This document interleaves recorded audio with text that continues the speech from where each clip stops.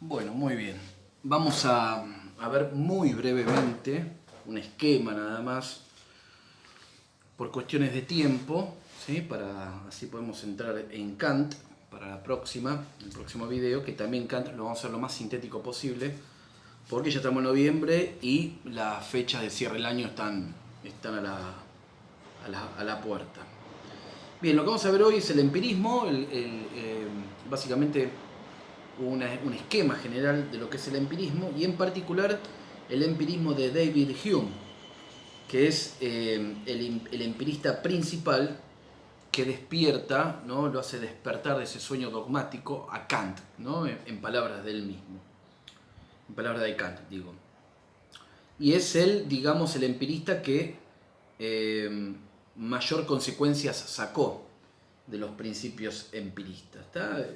Básicamente el empirismo surge como una crítica al racionalismo metafísico, ¿no? De Descartes y se va a oponer a este racionalismo, ¿no? El tema es desde dónde va a partir, ¿no? Desde dónde parte el racionalismo, el empirismo, perdón.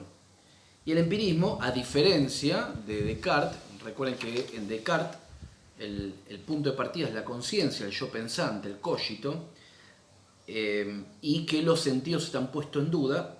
Acá es al revés, ¿no? El presupuesto del empirismo parte de la experiencia sensible, ¿no? Todo surge de la experiencia, todo surge de las sensaciones.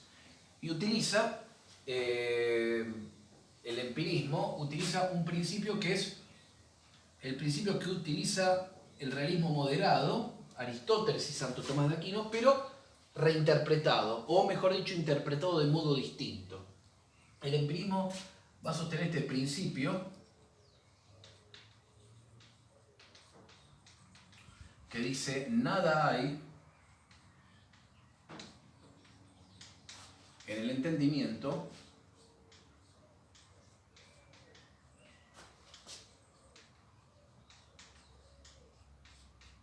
sin que antes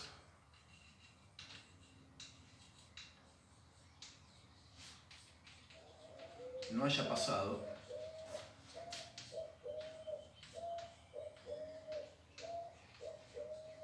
por los sentidos, ¿no? Que esto lo decía Aristóteles. O sea, fíjense que acá no hay ideas innatas, ¿no? Como también sostiene Aristóteles. Nada hay en el entendimiento sin que antes no haya pasado por los sentidos. Es decir que acá no hay ideas innatas, por supuesto que no hay ningún tipo de ideas innatas, ¿no? O sea, es un, como dice Locke, ¿no? Es un white paper en la mente, ¿no? Un papel en blanco, una tabula rasa, como decía Aristóteles, pero con una gran diferencia, una cosa es el empirismo, ¿ah? El empirismo es un sensismo, es distinto al aristotelismo. Es decir, ¿qué estamos diciendo con esto? Aristóteles y el empirismo en general parten de la misma premisa, ¿no? El mismo principio: nada hay en el entendimiento sin que antes no haya pasado por los sentidos. Pero lo van a entender de otro modo. ¿Por qué? Porque en Aristóteles, por ejemplo, todo conocimiento intelectual parte de las sensaciones. El entendimiento y los sentidos forman una unidad. Si bien son dos cosas distintas, dos facultades distintas, forman una unidad en el conocimiento. Esto es, ¿qué decía Aristóteles? Sí, está el conocimiento sensible y por inducción, ¿no? Se va subiendo hacia lo más general hasta que se genera la abstracción. Vean cualquier cosa del video de la teoría de la abstracción en Aristóteles con el tema del intelecto agente y demás, ¿no? Y en esa abstracción, ¿qué es lo que se obtiene? Se obtiene el concepto universal, ¿no? El concepto universal de la tiza. Pero, ¿qué está diciendo con esto? Que el entendimiento, dice Aristóteles, necesita, ¿no? de las sensaciones que van como preparando las sensaciones, va preparando los sentidos, preparan, y con los sentidos me refiero también a los sentidos internos, a la imaginación, la imaginación, decimos la cogitativa, la memoria, ¿no? El sentido común, preparan el material como para que el entendimiento pueda entender. Pero ¿qué es lo que entiende el entendimiento para el aristotelismo? entiende la esencia de las cosas, entiende la sustancia de la realidad. O sea que el entendimiento utiliza la sensación pero trasciende la sensación, ¿no? Y toca esa realidad inteligible que son las esencias, ¿no? O sea que es, si se quiere, es como metaempírico el conocimiento intelectual en Aristóteles. Por eso hay abstracción acá. Vamos a explicar ahora toda la teoría de abstracción porque tienen el video, ya lo vimos esto. La abstracción. En cambio, en el empirismo se queda en una especie de sensualismo. No una especie, es un sensualismo. Es decir, que el conocimiento, para el empirismo, el conocimiento no trasciende, no va más allá, no trasciende a las sensaciones, al testimonio de las sensaciones. Es decir, el empirismo no va a decir, bueno, que el concepto universal procede de la realidad, en la realidad hay una esencia que se logra por abstracción. No, dice, eso no es así. Sino que el empirismo, al ser un sensualismo, nuestras ideas, nuestros conceptos, nuestras ideas, no son más que sensaciones. Ahora vamos a ver un poco la diferencia entre impresiones e ideas. No son más que sensaciones derivadas, ¿no? Como sensaciones más, si se quiere de alguna manera, más refinadas, podemos llamarla de algún modo, ¿no? ¿Esto por qué? Porque recuerden que el aristotelismo es un realismo moderado. Vean el video de cualquier cosa de los universales para entender esto, que ya lo vimos. Y el empirismo, ¿en dónde descansa? No descansa en un realismo moderado, descansa en un nominalismo. Es un nominalismo.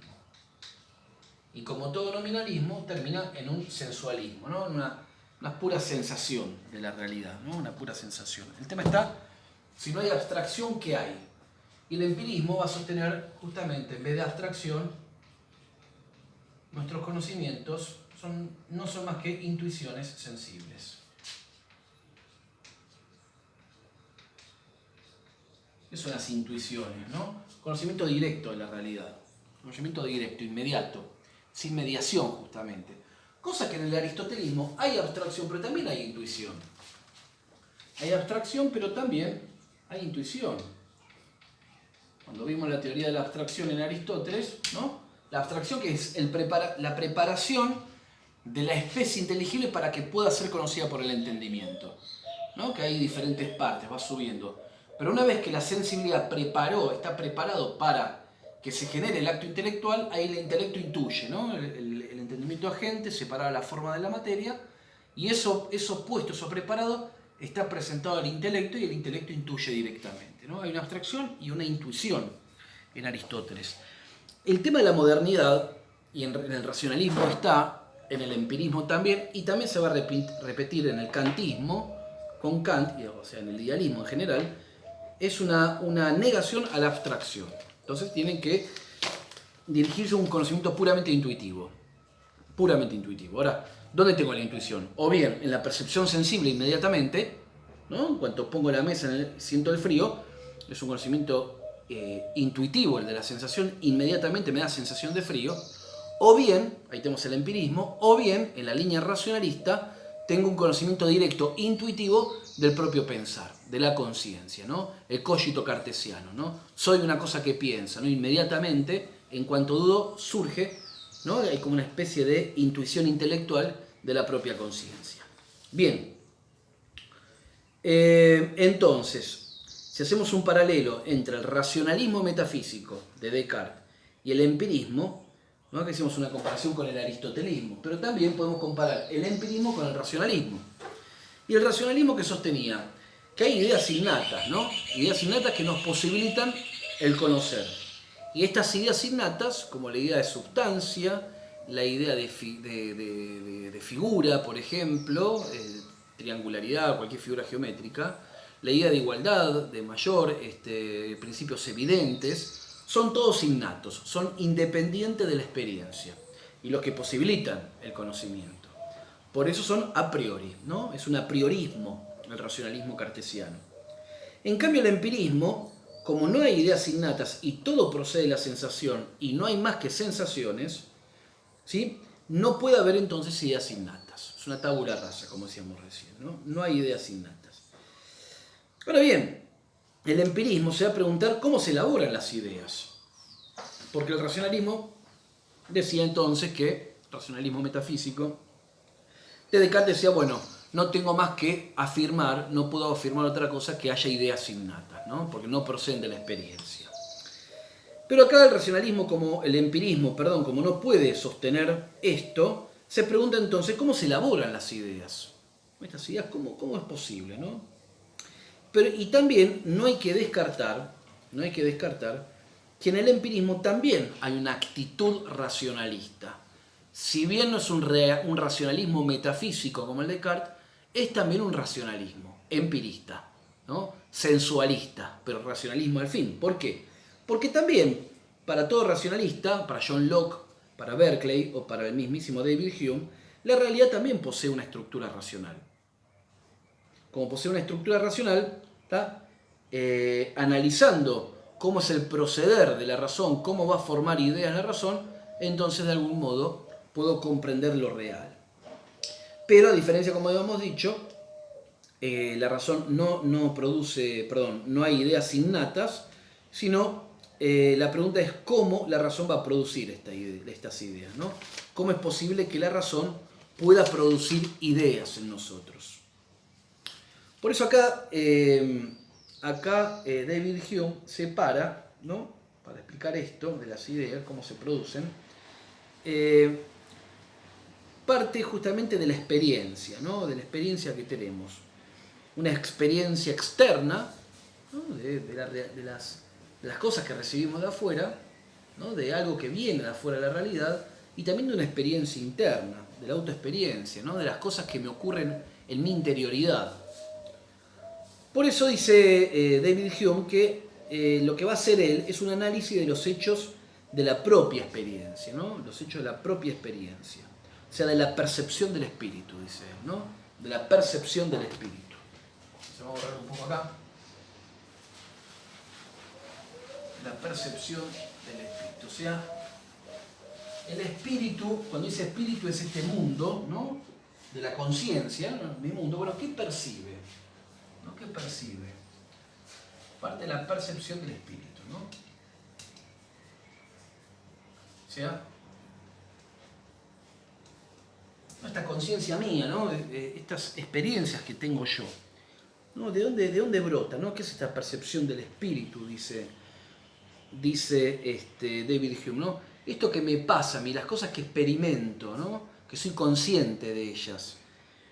Y dice, estas percepciones del espíritu, ¿no? Que es en última instancia cualquier estado de conocimiento, ¿no? Cualquier estado de conocimiento del frío, el calor, una idea, determinadas pasiones que tengo, ¿no? Este mundo, ¿tá? Este mundo de la conciencia, ¿no? Las percepciones del espíritu, cualquier estado de conocimiento sería. Y él va a decir que las percepciones se reciben de modo directo, ¿no? Las percepciones, al principio decimos que las percepciones se reciben de modo directo y otras percepciones que no se reciben de modo directo. Es decir, hay percepciones, ¿no? Que yo me doy cuenta en mi propio espíritu, que recibo directamente y otras que van a ser derivadas, ¿no?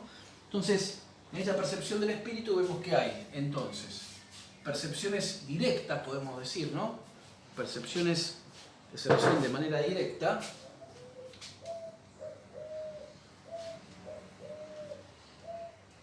Directas. O tenemos de alguna manera percepciones, vamos a ver qué es esto, percepciones derivadas. ¿Derivadas de dónde? Derivadas de las directas, ¿no? Es decir, por ejemplo, yo tengo esta tiza, la sensación de tiza que tengo, ¿no? O la sensación de blanco que estoy percibiendo, la percibo directamente. ¿Se ve? Pero la percepción, por ejemplo, de la idea de tiza es muy distinta. Porque una cosa es lo que yo percibo de esta tiza, que es blanca, su color, su textura, por ejemplo. El color lo percibo directamente, ¿no? Una percepción directa. Y va a ser distinta la percepción directa de esta tiza y de color rosa, por ejemplo. ¿No? El color rosa lo percibo directamente y el color blanco lo percibo directamente. Pero al mismo tiempo, también tengo otro tipo de percepciones derivadas, como la idea de tiza, por ejemplo. No tengo una percepción directa de la idea de tiza. Tengo una percepción directa de las características de esta tiza. Entonces, ¿qué va a decir David Hume? Que las percepciones que se reciben de modo directo se las llama impresiones. De modo directo que tenemos las impresiones. Las impresiones. ¿Sí? Las impresiones. Que estas impresiones pueden ser de la sensación o de la reflexión. Percepciones de la sensación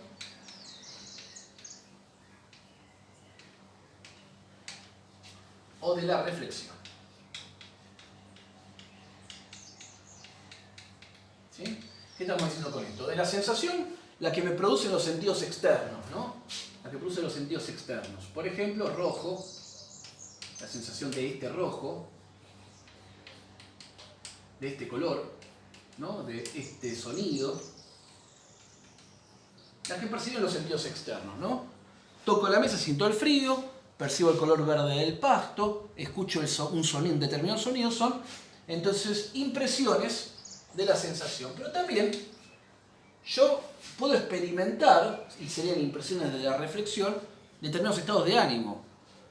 Por ejemplo, percibo la tristeza que está sucediendo en mí, percibo la alegría que estoy sintiendo, un determinado placer, por ejemplo, ¿no? Un determinado odio, cólera, ira, ¿no? Estas pasiones, de alguna manera, que las vimos en Aristóteles, ¿no? Esto de alguna manera se me manifiesta también directamente, son de reflexión. Son de reflexión, ¿se ve? Podemos llamarla, así a las de la reflexión, son de nuestra interioridad, ¿no? De la interioridad.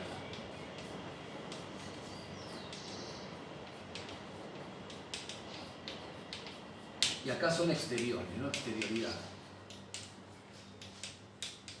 Así de la exterioridad. De la interioridad tenemos, por ejemplo, la alegría, siento alegría, ¿sí? Tristeza, ira o cólera, etcétera, ¿no? Son pasiones, ¿no? Lo que me sucede a mí mismo. Estas son las impresiones. Pero aparte tenemos percepciones derivadas, ¿tá? ¿Que derivan de dónde? Derivan de estas impresiones. De estas impresiones se van a derivar, van a surgir por combinación, van a surgir lo que se llaman las ideas. Por lo tanto, impresiones e ideas son distintas para David Hume. ¿Sí? Son distintas. ¿Por qué? Porque acá implica ya la memoria, implica el recuerdo de algunas impresiones. Yo tengo la impresión de blanco de esta tiza, y de otra tiza, y de otra tiza, son particulares. ¿Se ve? Particulares. Pero de esas impresiones que yo tengo, derivo de la impresión de esta y de esta otra tiza, ¿sí? Voy a derivar, tengo sensación de esta y de esta, determinadas sensaciones de figura y demás, derivo, después las puedo aunar en una idea, que es la idea de tiza. ¿Se ve? No es lo mismo, por ejemplo, la alegría que yo estoy sintiendo en este momento que la idea de alegría. No es lo mismo este dolor intenso que siento cuando me pincho un dedo y siento dolor que recordar el dolor que he tenido. ¿Se entiende? O sea, acá implica también un poco la memoria. La memoria, ¿no? Acá justamente las ideas, para formar la idea de dolor, tengo que tener previamente la impresión de este dolor en particular que siento. Y este dolor en particular que siento es muy vivaz. El recuerdo de ese dolor es muy distinto al dolor que estoy sintiendo en este momento. En el primer caso, el dolor del pinchazo es una impresión de la sensación, ¿no? Que procede de la sensación en el caso de una aguja que veo, ¿no? Pero es la impresión por reflexión, ¿por qué? Porque siento dolor. Pero después puedo formar la idea de dolor, que la idea de dolor se forma también con la participación de la memoria, en este caso, ¿no? Con la participación de la memoria. Por eso es muy distinto el dolor que la idea de dolor, ¿no? Entonces, ¿cuál es la diferencia entre la impresión y las ideas, ¿no? Las ideas van a tener que tener un soporte en la impresión. ¿no? Porque la idea deriva de las impresiones. Por eso las impresiones son como más vivaces, dice él, ¿no? Y esto sí, yo me pincho como que es más contundente, si se quiere, ¿no? La experiencia del dolor que la idea del dolor. Por eso las ideas son menos vivaces. Estas son como más contundentes, ¿no? Y otras menos contundentes. ¿Está? Bien, ahora bien, toda idea proviene de impresiones. ¿Y la razón o el espíritu humano, qué hace entonces la razón? Ahora tenemos las sensaciones. ¿Y la razón qué hace? El espíritu humano o la razón, ¿qué es lo que va a hacer? Va a clasifica, ¿sí? Deriva, compara las diversas impresiones, ¿no? A ver, alguna otra característica que decíamos recién, ¿no? La razón, el espíritu humano mezcla, compone, divide, ¿se ve? Deriva, compone, divide.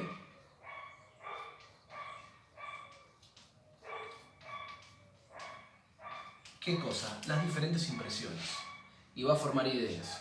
Y de las ideas puede ir derivando otras ideas más complejas. Por eso estas ideas, mientras más derivadas son las ideas, más alejadas de las impresiones son, menos real son. Por ejemplo, una cosa es justamente la experiencia que yo tengo de Juan, que puedo verlo, puedo tocarlo, puedo de alguna manera tener un montón de impresiones, ¿no? De la sensación de él. De ahí puedo derivar la idea de hombre. ¿Ah? Cuando lo veo a Juan, y después cuando lo veo a Pedro y a María, puedo sacar la idea de hombre. Pero después, de la idea de hombre puedo derivar la idea de animal. Y de la idea de animal puedo derivar la idea de ser vivo. Bueno, mientras más voy derivando las ideas, más alejadas están de la realidad. Y por lo tanto, menos responden a lo real. Por eso, ¿qué hace la razón o el espíritu humano, ¿no?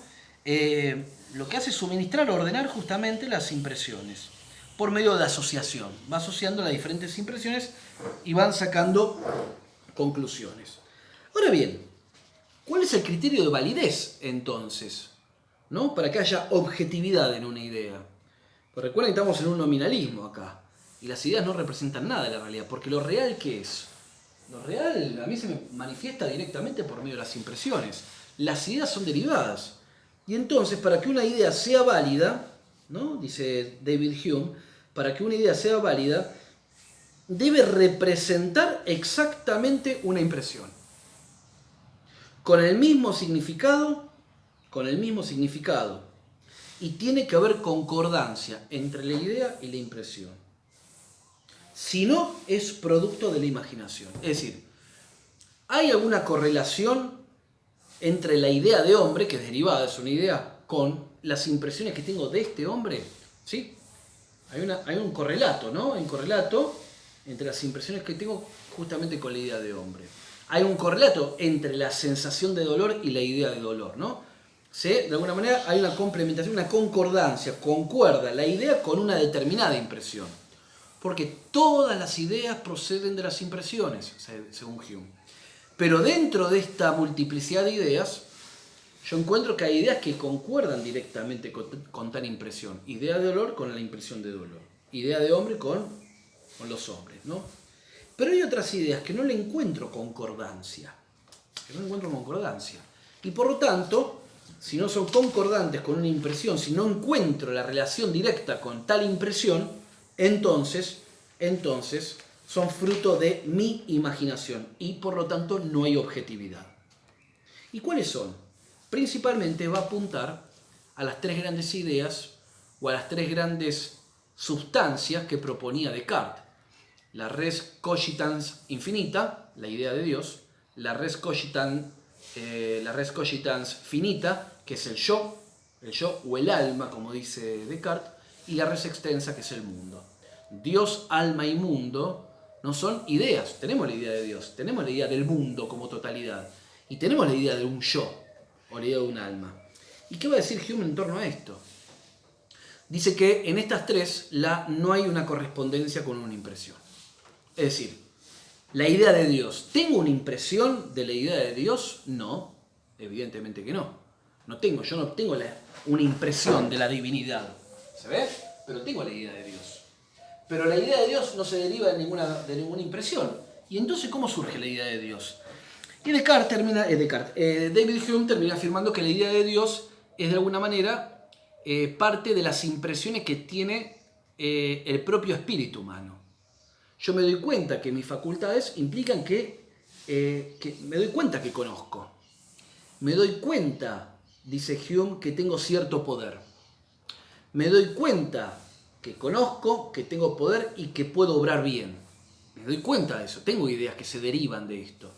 Y a su vez, si esto lo llevo a dimensiones sin límites, o sea, llevo al infinito la idea de poder, llevo al infinito la idea de bondad y llevo al infinito la idea de conocimiento, que son frutos de la propia percepción que yo tengo de mí mismo, de las propias facultades, y ahí derivo una idea que es la idea de Dios. O sea que la idea de Dios para David Hume es una idea recontraderivada, pero explicable de alguna manera, dice, explicable fuera del contexto cartesiano. ¿En qué sentido? Descartes decía, no me queda otra que afirmar que es una idea innata. Acá David Hume dice, no, es una idea derivada, ¿sabes? De la percepción, ¿no? De la impresión que tengo de mis propias facultades, pero la llevo al infinito, ¿no? Le saco todo límite y de ahí derivó la idea de poder infinito, la idea de conocimiento infinito, omnipotencia en el primer caso, omnisciencia en el otro, e infinita misericordia, por ejemplo, con el tema de la infinita bondad. De esas ideas, tres ideas derivadas de la derivación, las uno se ve en una idea superior que las engloba, que es la idea de Dios. Ahora bien, la idea de Dios se corresponde directamente con la idea de Dios, hace referencia directa cuando trato de entender lo que es Dios. ¿Dice que soy mi espíritu? No. Por lo tanto, no concuerda, se ve, la idea de Dios con lo que mi espíritu es. No hay concordancia, por lo tanto, no se puede demostrar la existencia de Dios, dice Hume, ¿no? Es una idea, es un hecho, es una idea, está la idea, pero a mí no me lleva a afirmar que es una idea innata, sino que es una idea recontraderivada. Y a medida que voy derivando ideas de ideas, es una idea cada vez más oscura, menos vivaz. Porque la claridad, ¿dónde está? Acá. Acá ya empieza la oscuridad. Por lo tanto, ¿Dios existe para David Hume? No lo sé. Puede que sí, puede que no. Puede que sí, puede que no. Es un agnosticismo. Lo mismo ocurre, así, entonces, la res cogitans infinita de Descartes cae para David Hume. Y mi propio yo, la noción de alma, ocurre lo mismo. No tengo impresión de un yo. Yo tengo impresiones de la tristeza, tengo impresiones de que tengo ira, tengo impresiones de que conozco, tengo impresiones de lo rojo, de un sonido que están en mí, pero no tengo una impresión directa de un yo. ¿Sabes? No tengo impresión de un yo, sino que supongo que hay un yo atrás de estas manifestaciones sensibles. ¿Sabes? O sea, atrás de este mundo de fenómenos que está en mi conciencia, de todo lo que me pasa, todo lo que veo, todo lo que pienso, todo lo que siento, yo supongo que hay una sustancia que unifica a todas estas características y le doy el nombre de yo. Y lo mismo con el mundo. Yo percibo los colores, el sonido, se ve el sonido del abordeador que estoy escuchando ahora, un color, distintos sonidos, distintos colores, distintas texturas, percibo. Y yo creo que proceden de una determinada realidad. Yo veo esta tiza, percibo lo blanco, su suavidad, determinadas dimensiones, ¿sabes? Pero estimo que hay una realidad extensa, una sustancia que hace soportar a esto. Es decir, en el lenguaje aristotélico, ¿qué es lo que percibo de las cosas? Sus accidentes externos, ¿sabes? Pero no percibo por medio de los sentidos la sustancia. Entonces, ¿qué dice Hume? La idea de sustancia se deriva de las impresiones, pero no tengo experiencia de la sustancia. No la tengo. Tengo la idea, pero no procede. No encuentro una impresión que me diga, bueno, acá está la sustancia. Una impresión que sea concordante con la idea de sustancia. No, sino que la supongo a la sustancia. Si no hay sustancia, si la sustancia no es más que una idea derivada, obviamente no hay Dios como realidad sustancial, no hay Dios, no hay de alguna manera, no puedo sostener, más que no hay, no puedo demostrar que existe un Dios, No puedo demostrar que existe un yo, porque no tengo noción de la idea de sustancia. En última instancia, lo que decíamos recién, no concuerda con ninguna impresión. Y lo mismo con la idea de mundo. Dios, alma y mundo son ideas que están, pero no podemos sostenerlas. Y entonces, ¿qué es lo que queda? ¿Qué es lo real entonces? Puros fenómenos. Lo real son realidades fenoménicas, ¿no? Eso es el nominalismo, esto es de alguna manera la consecuencia del nominalismo que ya estaba implícito en los sofistas, ¿no? O sea, ¿qué es lo real? Son puros fenómenos. No puedo fundamentar que existe una sustancia extensa, una sustancia infinita y una sustancia pensante que es el yo. No lo puedo sostener. No lo puedo sostener. No quiere decir que no existan, sino que desde el punto de vista racional, estrictamente filosófico, no es posible entonces sostenerlo. Y lo mismo ocurre con la idea de causalidad, ¿no? O sea, la idea de sustancia no es más que una idea, no tengo impresión, por lo tanto no la puedo tomar como válida, y con la idea de causalidad pasa lo mismo. Yo veo, por ejemplo, que viene una bola de billar, dice Hume, ¿no? Viene una bola de billar y choca a una segunda y la segunda comienza a moverse. ¿Y yo qué es lo que voy a sostener? Que en verdad la primera causó el movimiento de la segunda. Pero si yo me atengo a la impresión que yo tengo, no puedo sostener que la primera movió la segunda. ¿Qué es lo que veo? Lo que veo de alguna manera es una contigüidad, ¿no? De movimiento. Esta viene y la otra comienza a moverse. Pero no tengo una percepción, no tengo una impresión de la causalidad.